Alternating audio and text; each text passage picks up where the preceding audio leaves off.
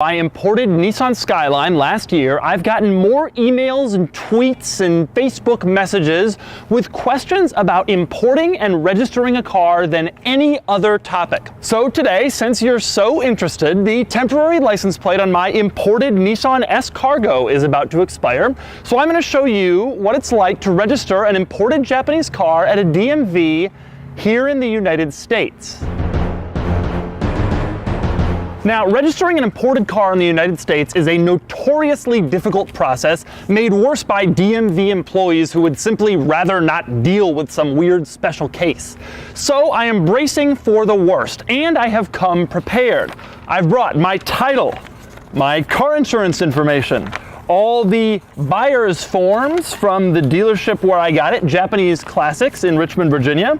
Here is a customs declaration, a Homeland Security entry summary form, an EPA form, and a Customs and Border Protection form for immediate entry to the United States. I also have my driver's license, my checkbook, my credit card, and I even brought my Social Security card. There is absolutely no way that they could possibly deny me registration for this vehicle today. Now, in addition to all that paperwork, the law is on my side. Once a car turns 25 years old and my S-Cargo is 26, it can be legally registered in the United States with no problems. Nonetheless, here are the problems I'm expecting to have. The car is not in their system. The VIN is not in their system. The VIN number is only 9 digits long and it only has 1 letter in it, and I bet they're going to complain about that. It's right-hand drive. They don't understand the model, the make, the type.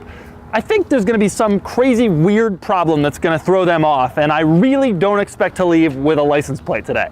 But I guess we'll see what happens. Now, unfortunately, I can't film what happened in the DMV, but here's basically what went down. I waited a little while, and they called my name, and I went up with all my paperwork, and initially there was no problem. And then we went outside to verify the VIN number, which you have to do if you're going to register an out-of-state car in Pennsylvania.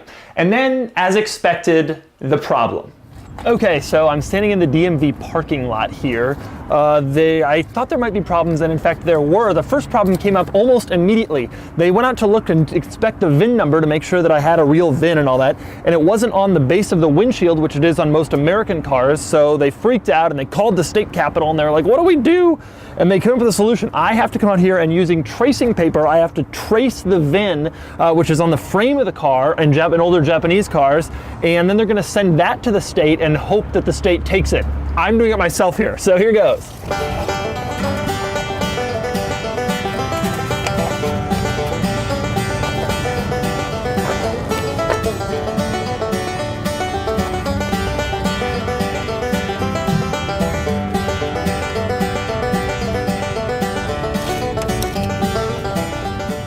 Okay, so I finished my tracing of the VIN, and now we'll see what the next snag is. Once we did the VIN tracing, things were actually pretty easy. In fact, the hardest part came when we had to decide whether this was a van, a truck, a hatchback, or a sedan. I made the argument that it was a van, 2 seats and a rear with cargo area. She said, does it deserve truck plates? I said, no, that would make it the sorriest truck in Pennsylvania. She laughed, and then she decided that it was a sedan. So this is my Nissan sedan that you're looking at right here.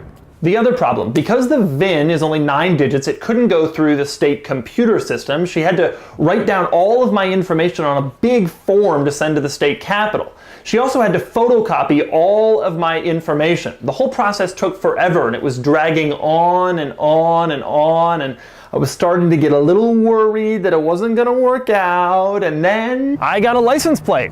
Sort of. You see, they were able to issue me a license plate, but they weren't able to issue me a registration. I was in the DMV for an hour and 15 minutes, and despite my brilliant tracing abilities, they still ran into a lot of problems. So they issued me a real license plate, but not a real registration. I got to drive around with this temporary pink piece of paper until the DMV gets back to them and tells them that all of the things are okay, including the tracing, the VIN number, all that stuff. So we're not quite out of the woods yet, but I would say the license plate is a good sign, and it only took me an hour and 15 minutes, and I didn't get any runaround. They didn't tell me to come back, or I didn't bring this, or I didn't bring that. They were happy I had all the paperwork, and it actually was kind of a breeze. So for all of you out there asking how hard is it to register a Japanese car and I can't get mine registered, it wasn't that hard for me. And by the way, it's worth noting that one of the main reasons why the woman at the DMV said it wasn't such a complicated process is because I already had a Virginia title. It's one of the cool things about Japanese classics. They bring the cars in and they title them in Virginia. So instead of going there with a bunch of EPA and Homeland Security paperwork, I showed up with a Virginia title, already a title issued by a US state. And so Pennsylvania DMV was like, well, if Virginia titled it, we might as well title it too. And that cut down on a lot of the hassle. Needless to say, I'm really happy that I came in with a US title, and I think buying one of these things with a title already makes the whole registration process a lot easier. So that's it. Despite all the worried emails you always send me about what is it like to register an imported car, the answer is, it's not so bad. And as always, for more of what happened to me when I went to register my S-Cargo at the DMV, click the link below to check out my column on autotrader.com.